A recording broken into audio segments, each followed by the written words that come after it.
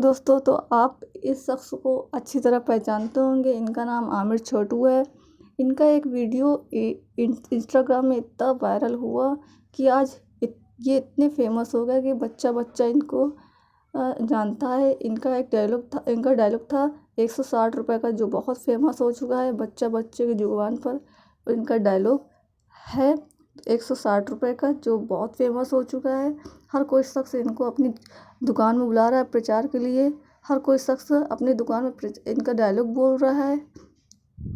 Mummy mummy daddy मामा मामा भैया, एक चोट बहुत बड़ा हरामी है भाई, बहुत ही बड़ा हरामी। लाडू आयशा इकरा चेहरा चमका देंगे 160 रुपए में। 160 रुपए का।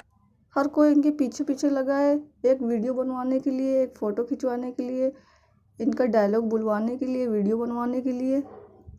उन्होंने अपने डायलॉग में रिजवाना, रुखसाना, रिहाना इतनी सारी लड़कियों को नाम लिया है कि बच्चा बच्चा की ज़ुबान में रिजवाना, रुखसाना, रिहाना, मुस्कान इतनी सारी लड़कियां हैं।